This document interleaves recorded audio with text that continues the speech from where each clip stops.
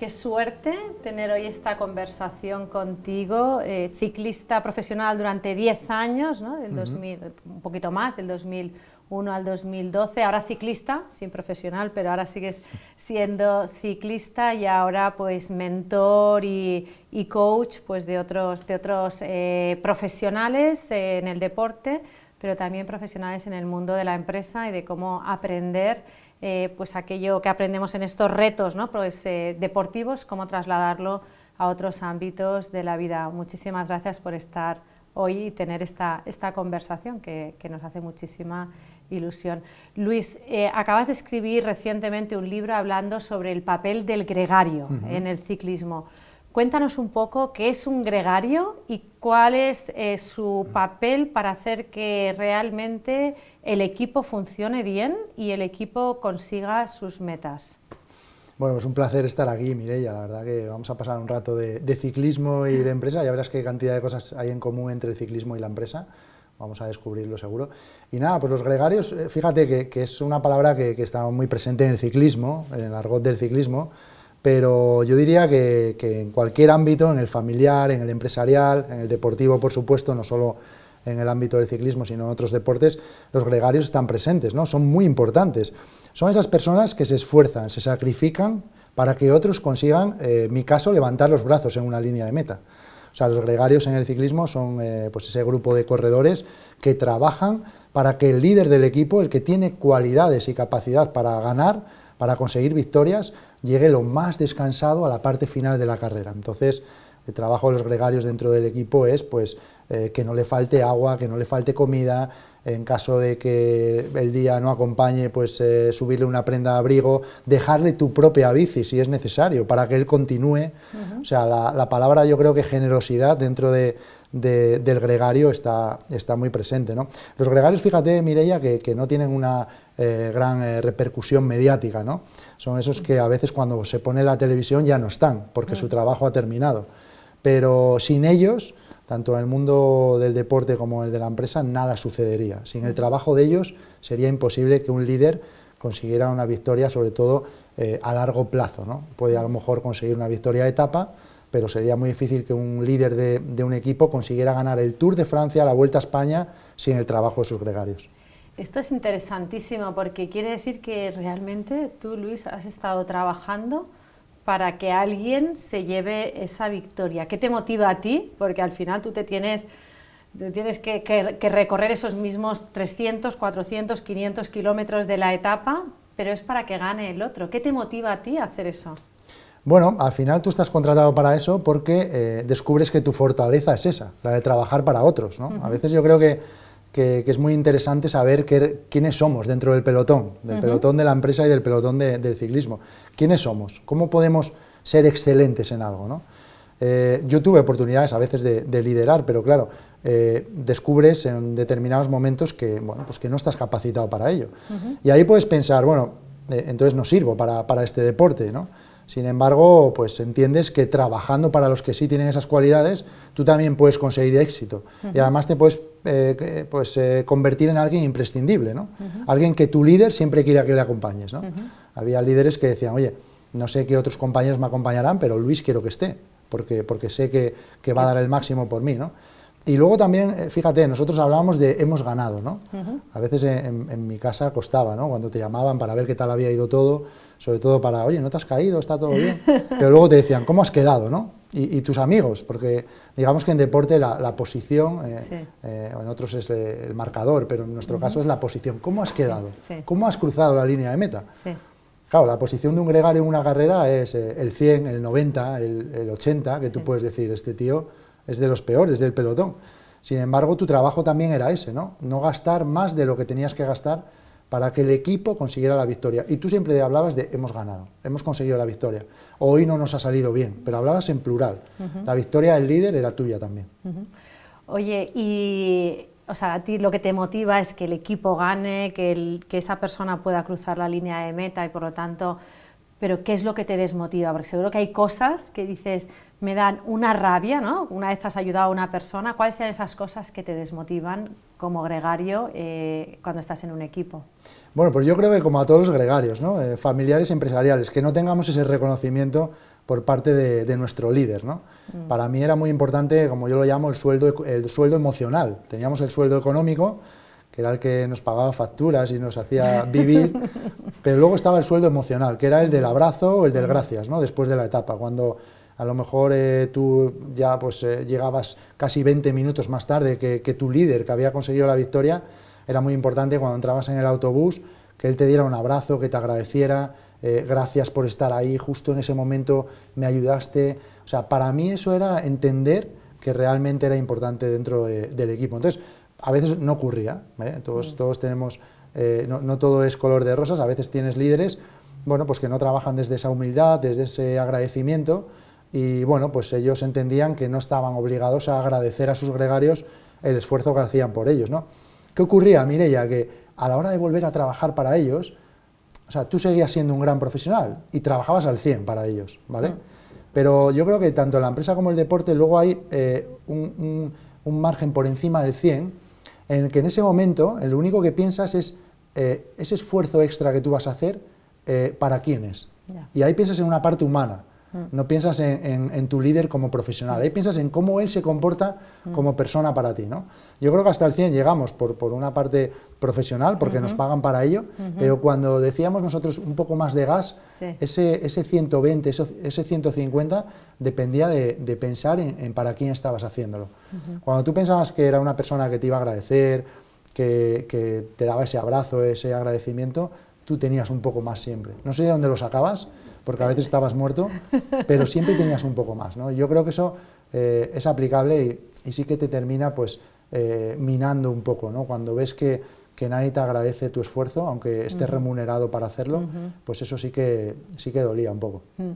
Oye, Luis, ¿hay alguna ocasión que tú recuerdes en la que tuviste que tomar una decisión crucial pues, para ayudar a tu líder y cómo resolviste esa ocasión? Pues mira, yo siempre digo que el gregario también lidera en algún momento, ¿no? Yo creo que todos en algún momento, en la empresa o dentro de un equipo, aunque seamos gregarios o seamos empleados, en algún momento vamos a tener una decisión muy importante que tomar, ¿no? Por eso yo siempre digo que todos tienen mucha importancia. Yo recuerdo pues, con mi líder, Alejandro Valverde, que es un gran ciclista que se retiró hace muy poco, pero que sigue estando a un gran nivel, recuerdo que tenía una pequeña lesión en una Vuelta a España, y el doctor del equipo me dijo que intentara estar cerca de él, pues que no era una lesión muy grave, era una pequeña tendinitis en la rodilla, pero que, bueno, pues que lo animara, ¿no? Porque no era una lesión para que abandonara, pero claro, si la cabeza no iba bien, pues a lo mejor podía tomar la decisión de irse, ¿no? Y yo recuerdo pues que, bueno, estuve cerca de él, le dije que era normal que le doliera, porque hacía mucho frío, que estábamos en el norte, y que al final el frío se te metía en las articulaciones, y bueno, pues aquel comentario, y sobre todo también decirle yo, que yo también tenía unas pequeñas molestias, que no eran ciertas, a él le hizo entender que, bueno, que lo que le estaba pasando era normal, y que no era un motivo para abandonar, ¿no? Y recuerdo que continuó en carrera, y conseguimos pues seguir disputando la victoria final con él.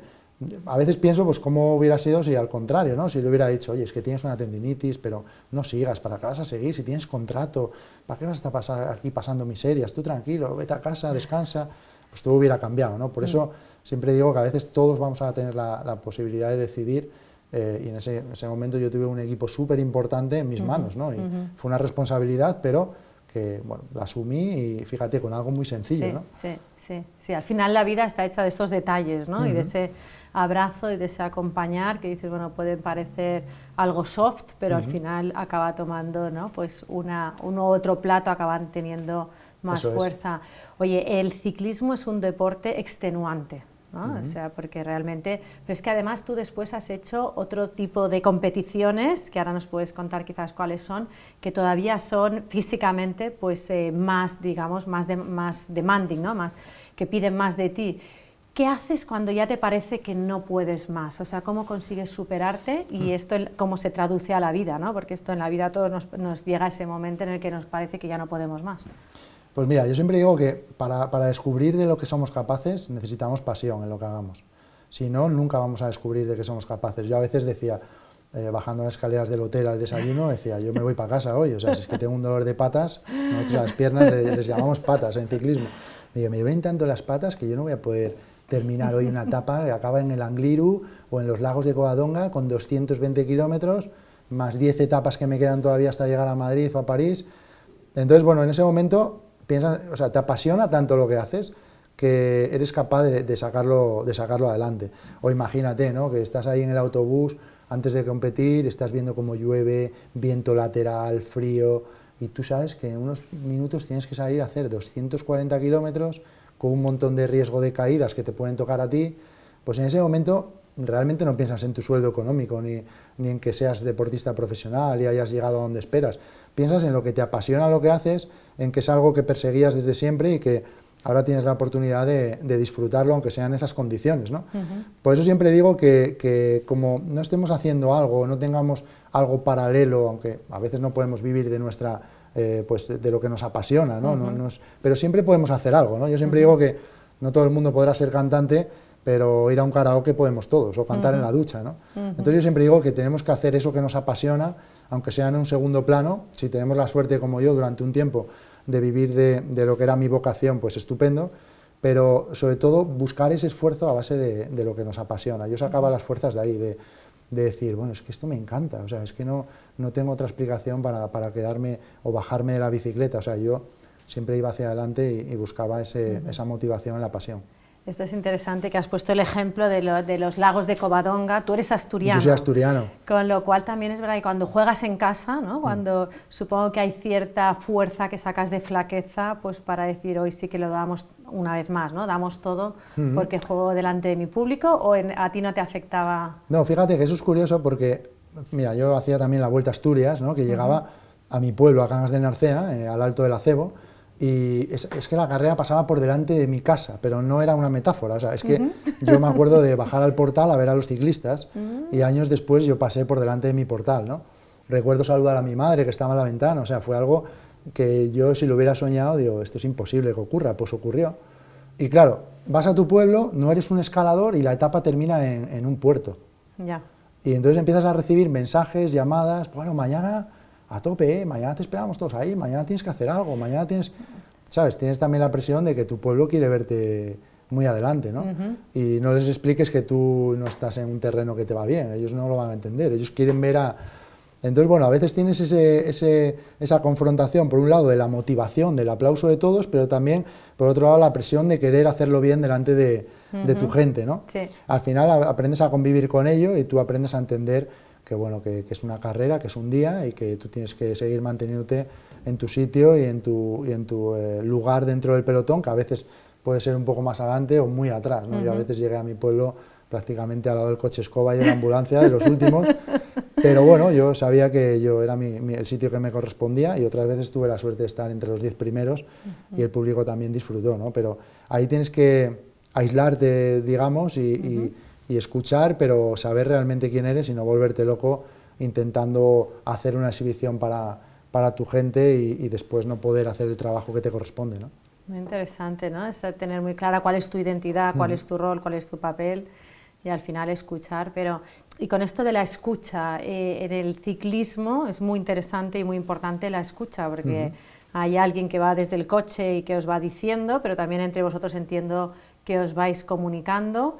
¿Qué importancia, qué rol tiene la comunicación? También incluso me imagino que hay una cierta comunicación no verbal. ¿Qué nos puedes contar, ¿no?, pues respecto a este ámbito de...? Bueno, pues mucha importancia. Yo creo que en cualquier equipo, ¿no?, sin comunicación es muy difícil que las cosas sucedan. Además, en ciclismo es muy fácil ver cuando un equipo no está bien comunicado, porque las cosas no salen, ¿no? El trabajo que tú tienes marcado no sale porque alguien no ha hablado en el momento que tenía que hablar para decir, oye, que no voy bien, que no tengo fuerzas, ¿no? Tenemos el pinganillo, la radio, vamos conectados con los coches de equipo y con el resto de ciclistas, podemos escuchar y hablar, y luego hay otra comunicación más interna, que ahí no llegamos nosotros, que es entre coches, ¿no?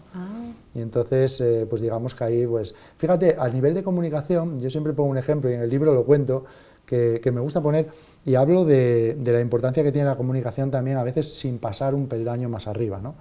Yo creo que en las empresas ocurre también, ¿no? Es decir, la comunicación entre pares, entre los que estáis en la carrera. Sin dar un salto, ¿no? Entonces, nosotros podíamos hablar entre nosotros sin apretar una tecla, ¿no? Porque yo te voy a escuchar o me buscas en el pelotón. Pero yo un día entendí algo, y es que había un compañero que en muchas ocasiones, cuando alguno de nosotros fallábamos o no estábamos en el lugar que teníamos que estar, en vez de pues, buscarnos y hablar de tú a tú, le gustaba pulsar la tecla, ¿no? Sí. Claro, tú cuando pulsas la tecla es como un email en copia, ¿no? Ya. Es como cuando tú a tu compañero que ha tenido un error humano, porque todos podemos fallar, tú le mandas un email personal y le dices, oye, a ver si la próxima vez puedes estar más atento, que mira lo que ha ocurrido, pero no te preocupes, que a mí también me puede pasar. Pero claro, si tú pones en copia ahí a tus directores, a los que te van a renovar, pues ya. Y claro, yo aquello lo entendí así, lo entendí como un email en copia. Sí. Y yo le dije, oye, si me tienes aquí al lado, ¿por qué tiene que enterarse todo el mundo de un pequeño error que yo he cometido? Sí. ¿no? Y para mí aquello era muy importante, saber cuándo pulsar la tecla y cuándo no. Porque eso también hacía que el equipo a veces estuviera más unido. Evidentemente, si hay alguien que no hace las cosas bien durante mucho tiempo, pero yo siempre digo que al final tenemos que entender que nuestros compañeros... Pero claro, ahí entraba también a veces esa competitividad de quiero demostrar que yo estoy más capacitado que mi compañero, ¿no? Entonces, si yo digo constantemente por la radio cuando alguien falla, seguro que van a decir, oye, pues pero bueno, él también fallaba y mucho, ¿no? Entonces, para mí eso era muy importante, hablar entre nosotros, solucionar los problemas nosotros, antes de dar ese paso a las personas que estaban por encima, y si no había solución, pues evidentemente teníamos que llegar a ellos, pero primero intentar entre nosotros, entre los ciclistas, llegar a un acuerdo, entendernos, comunicarnos, para mí era muy, muy importante. Oye, y hablando de esa comunicación y de ese, a veces entiendo que también hay que gestionar algunos egos, este año ha ganado la Vuelta Ciclista a España un gregario, ¿no? Alguien que se supone que ya había hecho, ¿no? Había ayudado a algunos ciclistas pues, a ganar el maillot rosa, a ganar también otros tours, y aquí en la Vuelta a España ha ganado este gregario. Cuéntanos un poquito qué ha habido detrás de esta victoria. Pues mira, Mireia, ha sido muy interesante porque hacía mucho tiempo que 3 corredores del mismo equipo no ocupaban las 3 primeras posiciones en una gran vuelta. Ellos han sido también el primer equipo en la historia que ha conseguido ganar el Giro, el Tour y la Vuelta el mismo año, con 3 corredores diferentes. Lo que ha ocurrido es que había dos líderes notorios, además por resultados, ¿no? El líder no es que se esconda, es que sabemos que es líder porque es el que tiene esas cualidades para ganar. Primo Roglic y Jonas Vingegaard, ¿no? Ganador del Tour, ganador del Giro, ganador de la Vuelta. Y Sepp Kuss es un gregario, para mí, de los mejores. El año pasado tuve la oportunidad de entregarle un premio como mejor gregario del año. Es un corredor que ha estado siempre cerca de estos dos líderes para ayudarles a conseguir victorias. De hecho, es el último gregario. Cuando ya solamente quedan los líderes en la carrera, él es el único gregario que se mantiene allí trabajando. O sea, todos lo quieren en su equipo. Es alguien muy valioso.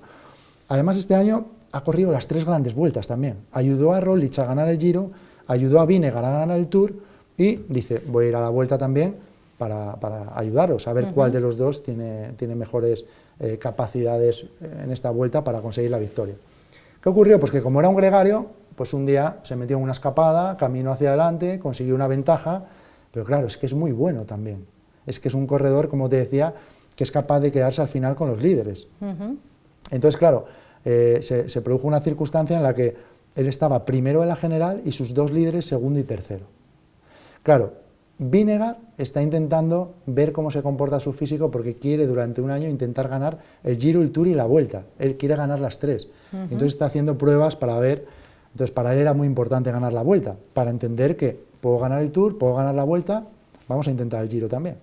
Roglic también quería ganar la Vuelta porque pasaba en la historia como uno de los máximos ganadores de la Vuelta a España, más veces consecutivas. Así que los dos tenían muchas ganas de ganar, pero su compañero era el líder de la carrera. ¿Qué ocurrió? Ocurrió que un día se quedaron los 3 en solitario, en la etapa de Angliru, en mi pueblo, en Asturias, en mi pueblo no, en mi comunidad, se quedaron los 3 en cabeza. Claro, nadie entendía que allí fuera a pasar algo, son los 3 mejores, qué bien, fíjate, además Kuss, un gregario, va a conseguir una victoria, para él esto es muy importante, pero sus compañeros le atacaron. Y sus compañeros se fueron hacia adelante y lo dejaron solo. Lo dejaron solo hasta tal punto que casi pierde el maillot de líder, porque llegó con apenas 8 segundos, por 8 segundos mantuvo el maillot. Claro, la gente no entendía nada, ¿no? Había otros que sí, que decían, no, pues que tiene que ganar el mejor, si ellos van más rápido que él, pero claro, mi interpretación personal, que no tiene por qué ser la buena, es que él era el mejor, porque tú no puedes considerar que no eres bueno dentro de tu equipo. Tú eres el mejor. Los otros 2 son compañeros, por tanto yo soy el mejor de la carrera, porque contra ellos dos no compito, ellos son compañeros míos. Entonces él había demostrado que era el mejor del resto de rivales, pero parecía que podía tener a los rivales en su propio equipo. Ese día hubo una reunión muy importante y se tomó la decisión de respetar, si ningún otro corredor de otro equipo amenazaba el maillot, respetar al máximo a su compañero, y así fue. Consiguió la victoria final y seguro que Sepp Kuss no olvidará esto jamás. ¿Tú crees que ahora Sepp Kuss podrá ser el gregario de estos dos líderes o una situación así mella una relación y hace que sea difícil? Yo creo que no, yo creo que él va a seguir, o sea, yo creo que él tiene muy claro quién es. Yo creo que él sabe que es gregario y que seguramente si vaya a una carrera como líder, o sea, a lo mejor no le van a dejar, de hecho ya no le van a dejar meterse en una escapada, porque ya dicen, cuidado con este que ha ganado una Vuelta a España. Entonces ahora lo van a tener mucho más controlado como tienen a sus líderes. Sí. De hecho también creo que no ha experimentado la presión real de un líder, porque los dos ciclistas que le amenazaban eran de su equipo, por tanto tu tranquilidad es máxima. Sí. Oye, yo voy a ver hasta dónde llego, pero si fallo, sé que tengo al segundo y el tercero de mi equipo, vamos a ganar sí o sí. No, es muy difícil que fallemos 3. Claro. Entonces cambia todo mucho cuando el segundo y el tercero no visten tu mismo maillot, llevan otros colores. Sí. Entonces yo creo que él esa presión todavía no la ha conseguido experimentar. Así que yo creo que él esto lo tendrá como una circunstancia, como algo pues insólito, casi excepcional, y él va a seguir trabajando al máximo para que sus líderes consigan victorias, y eso fíjate que lo hará más gregario y más líder a la vez. Qué bueno. Oye, y un poco una historia curiosa pero distinta fue el hecho de que Pedro Delgado, pasase a ser de alguna manera, no sé si formalmente, pero de alguna manera pasó a ser gregario de Indurain. Cuéntanos cuál es tu percepción de este cambio de rol, ¿no? De Perico Delgado después de haber sido uno de los, hasta ese momento, el mejor ciclista que había dado, el país. A lo mejor me quieres contradecir, pero entiendo mejores. que uno de los grandes y pasa a ser gregario. Cuéntanos un poquito cuál. Bueno, pues mira, esto es un cambio que todos tenemos la oportunidad. En el ciclismo, tú normalmente entras como gregario, como hombre de equipo, y ahí tú vas viendo lo que te decía, dónde te ubicas, ¿no? Dónde eres muy bueno. Casi todos los gregarios van a tener oportunidad de intentar ser líderes en algún momento, se les va a dar esa oportunidad. Sí. Y ahí es cuando tú tendrás que demostrar que estás capacitado para ello o no. Lo que te decía de Kuss, a él se le ha dado la oportunidad por unas circunstancias, pero con matices, como te comentaba, todavía no sabe lo que es ser un líder realmente, ¿no? Como yo digo, no es lo mismo salir de casa con la maleta hacia una carrera sabiendo que vas de gregario y que alguien tiene que rematar la faena, que salir de casa con la maleta sabiendo que tú eres el que rematas la faena. Todo cambia. O sea, ya no duermes igual, el comportamiento cambia. Y hay gente a la que le afecta más y menos. Y esa es la gran diferencia entre los líderes. Lo que ocurrió es que Indurain, pues por edad y sobre todo porque llegas a un equipo y hay alguien que de momento ha demostrado mucho más que tú que puede ganar, llega como gregario, pero cuando le dan pequeñas oportunidades para hacer exhibiciones o para demostrar sus cualidades, empiezan a ver que también puede ser un líder y al final se convierte en líder porque aprovecha esa oportunidad y además demuestra que es capaz. ¿Qué ocurre? Mira, yo creo que esto también ocurre a veces en las empresas, que muchas veces en los equipos el premiarte, ¿no? El premiarte cuando estás haciendo algo bien, siempre lo interpretan como ascenderte, ¿no? Y lo que te digo, hay algunos que no están a gusto ahí arriba, ¿no? Hay algunos que en ese peldaño en el que te han ascendido no estás a gusto. Ocurre en ciclismo con los sprinters, ¿no? Los sprinters tienen un gregario que es el lanzador, y es el corredor que se quita a 200 metros de meta para que el sprinter consiga la victoria. Muchas veces al lanzador se le da la oportunidad de liderar y decir, oye, tú eres un gran lanzador, te quitas a 200 metros, vamos a trabajar para ti y seguramente consigas la victoria, porque si te quitas a 200 metros y a veces con la inercia estás entre los 5 primeros, pues puedes ganar. Todo cambia. Hay algunos lanzadores que no son capaces ni de ocupar el puesto que ocupaban como lanzadores. Por eso, porque no son capaces de aguantar esa presión y esa tensión de que todos se van a apartar para que tú remates, ¿no? Y a veces, pues, tu éxito está ahí. No, yo es que soy bueno aquí. O sea, no me asciendas, no me des la oportunidad porque yo ahí arriba no soy bueno.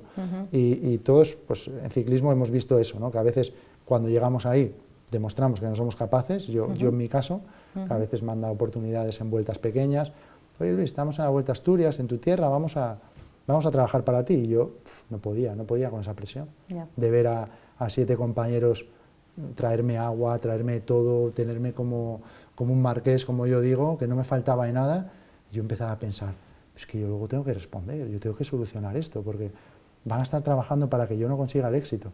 Entonces, los líderes yo siempre los he caracterizado por eso, por la capacidad de mantener la calma cuando otros no somos capaces de mantenerla. Luis, ¿te parece que hablemos un poquito de la estrategia? Porque acabas de comentar, ¿no? Pues estos grandes líderes que ya están pensando de aquí un año o de aquí pues, en ganar esas 3 grandes tours, pero entiendo que hay una estrategia que es a corto plazo, cómo voy a afrontar la carrera de hoy, ¿no? Pues que es de un puerto de montaña o que es muy larga o que tiene un sprint, y luego está la estrategia más a largo plazo, ¿no? ¿Cómo se gestiona esto dentro de un equipo y cómo lo gestionas tú mismo, ¿no? como corredor? Pues mira, a mucha gente le sorprende la cantidad de estrategia que hay dentro de un equipo, ¿no? No es que el más fuerte gana, al contrario, yo siempre digo que gana el equipo que mejor sabe cuidarse entre sus miembros, ¿no? Hay una estrategia, como bien dices, a largo plazo, que es al comienzo de la temporada, en la que se dan pues, unos planes o unos objetivos. Imagínate, en el mes de enero puedes estar diciendo a un líder, queremos que ganes el Tour en julio, o queremos que ganes la Vuelta a España a finales de septiembre, ¿no? Entonces, son planes a largo plazo, y después, pues más a corto plazo, que es prácticamente el mismo día de la carrera, antes de salir en el autobús, esa reunión que tenemos en la que se nos dan, como en cualquier empresa, tareas, ¿no? A cada uno tenemos diferentes misiones para ese día, misiones que están pues, muy sujetas al cambio, ¿no? Porque al final yo creo que como en cualquier empresa abres el ordenador, ves la etapa que tienes y a veces esa etapa pues, está plagada de puertos, de bajadas peligrosas, de agujeros que te pueden provocar una caída, otras son más llanas, con viento a favor. Esas hay que tener cuidado también porque a veces son en las que más te relajas y donde más problemas hay, ¿no? Pero ahí sí que lo más importante es entender que estás dentro de un grupo de alto rendimiento, ¿no?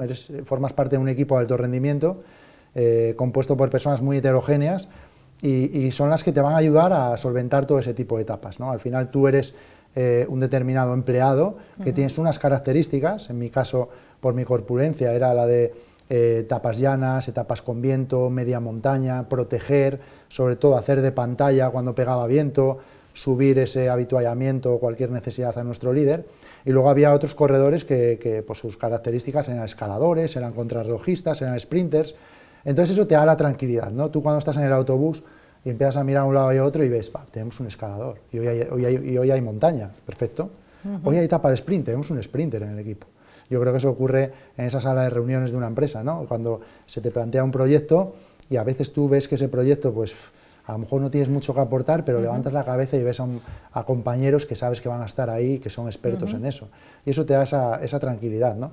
Lo que te comentaba era que para nosotros era muy importante dentro de la estrategia la sinceridad y la honestidad entre nosotros, porque a nosotros nos daban, como la etapa nos la dividían en bloques, ¿no? Imagínate una etapa de 200 kilómetros, pues a lo mejor nuestro director nos decía, Luis, Chente y Manol, que éramos los gregarios un poco del comienzo de la etapa, hasta el kilómetro 100 queremos que os encarguéis de la carrera, que nadie se mueva, si hay una escapada que no sea de más de 2 corredores, porque si es de más corredores nos va a costar mucho más después cogerlos, neutralizarlos.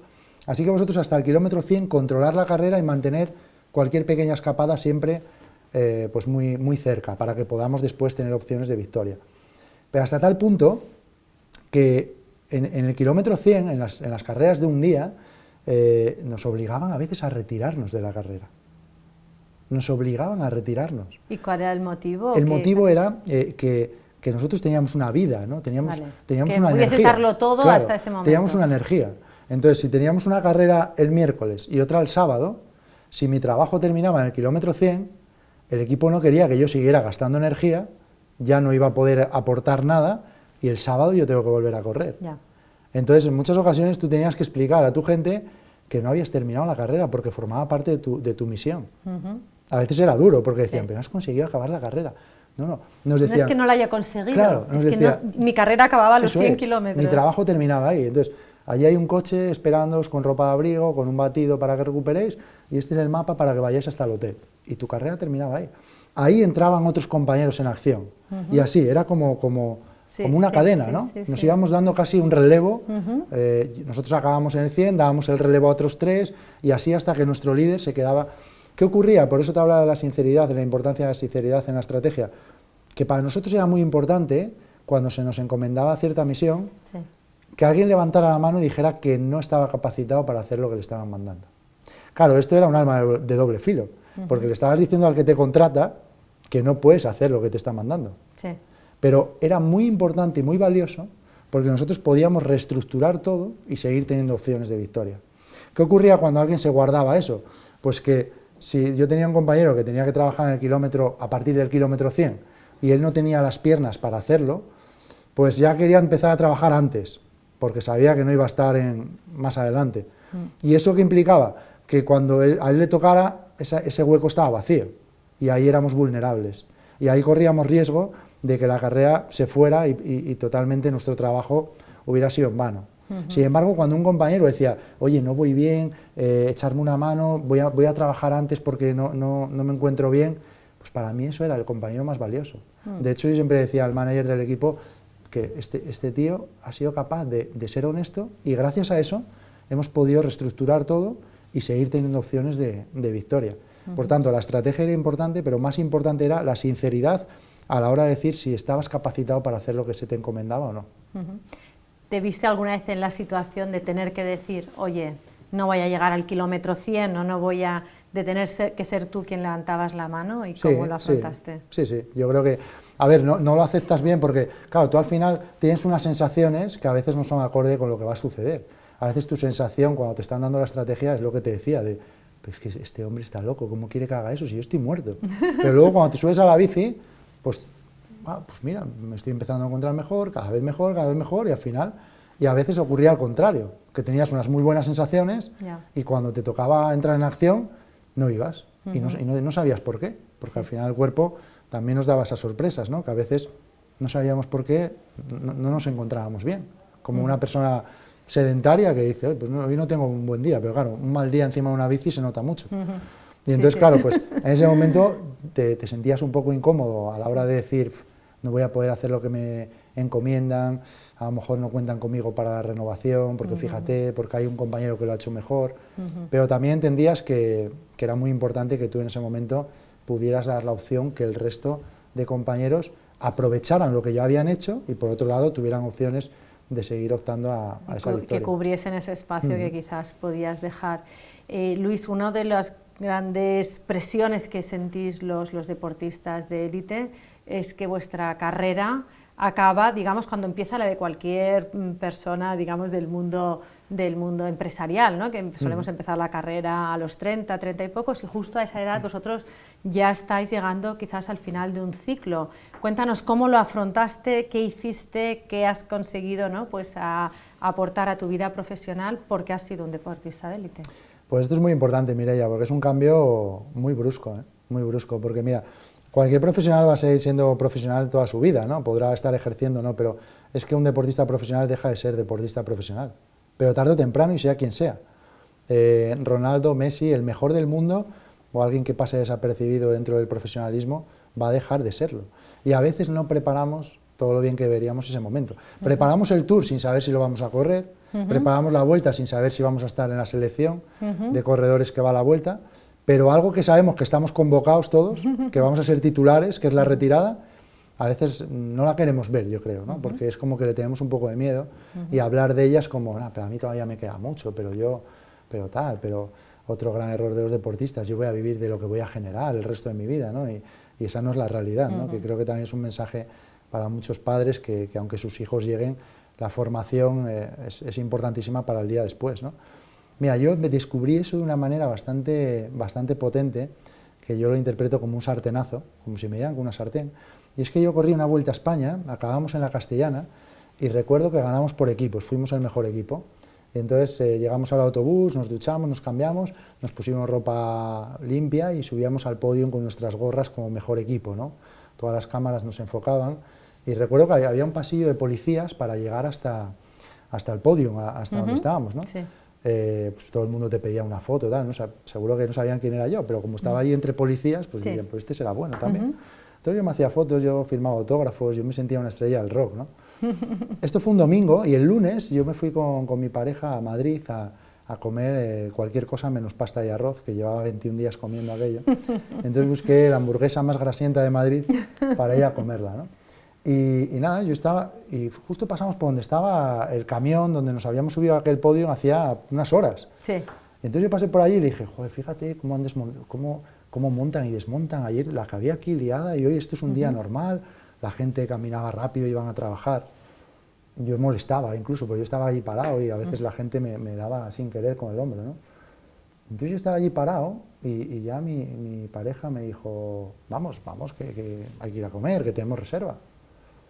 Y yo dije, no, pues, o sea, yo digo, espera un poco, que alguien me pedirá algo, ¿no? Si ayer había 300 personas pidiéndome fotos y autógrafos, malo será que todos los que pasen por aquí, no sé, al menos uno me pedirá algo, una foto o algo, ¿no?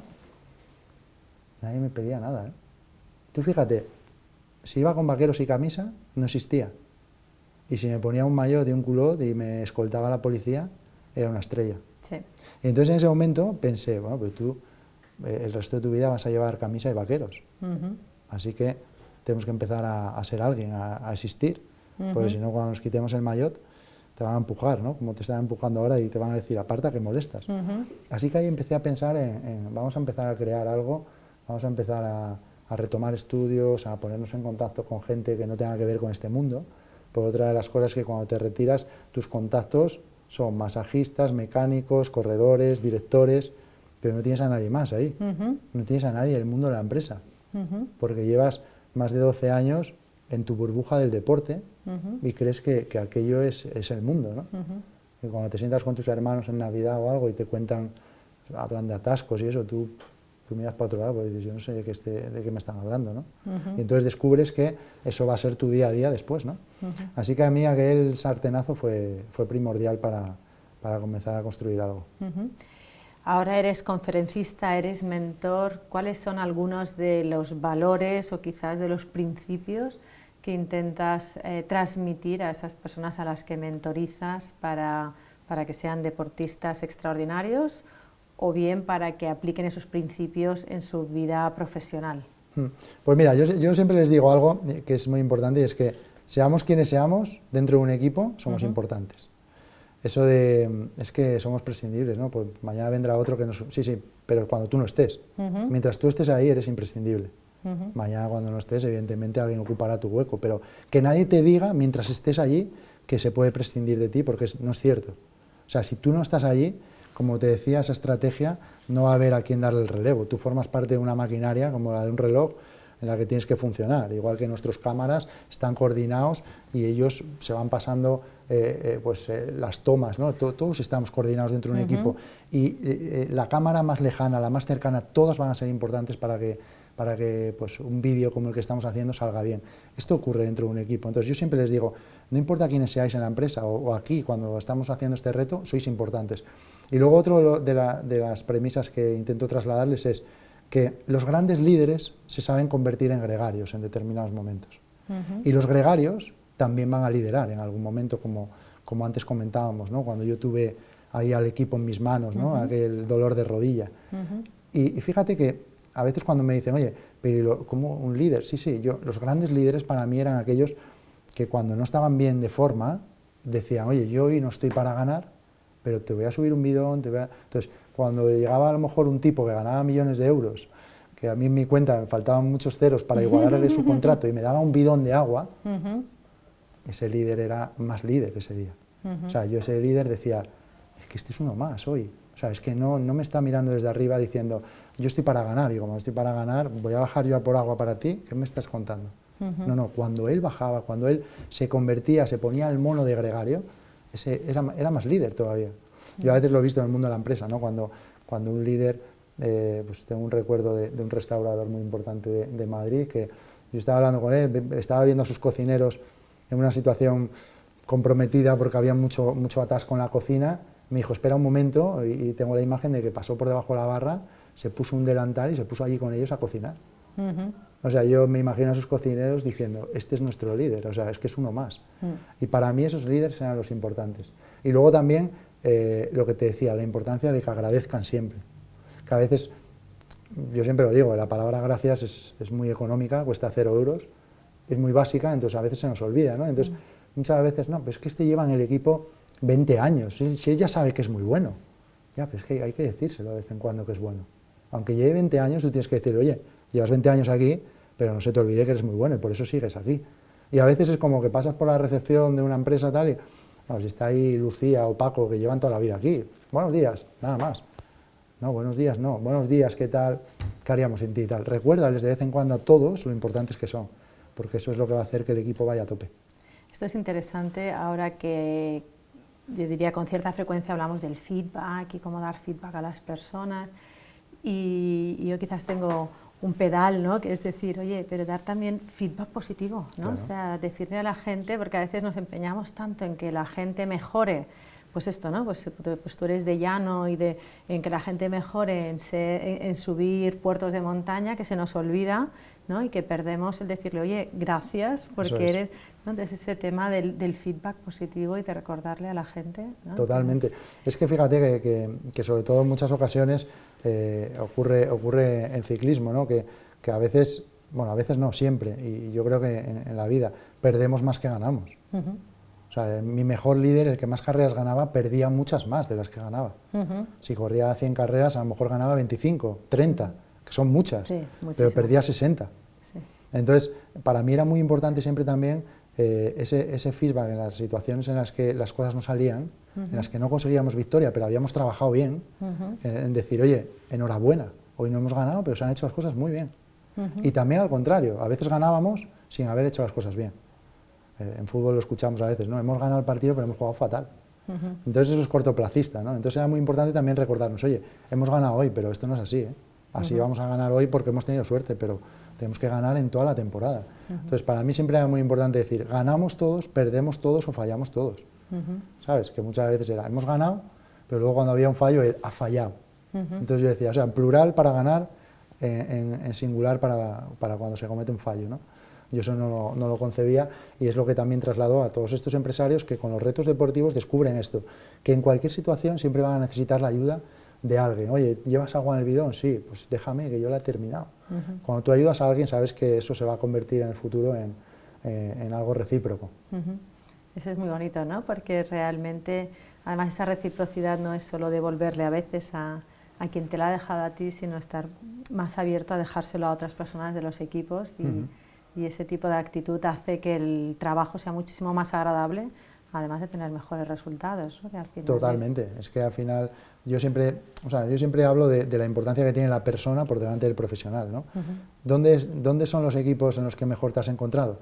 En los que teníamos mejor relación humana entre nosotros, no en donde tenía los mejores a nivel físico, con las pulsaciones más bajas, con la mejor capacidad pulmonar, no, eso también era importante, pero podía tener a los mejores, pero como no hubiera una relación humana entre nosotros, aquello no funcionaba.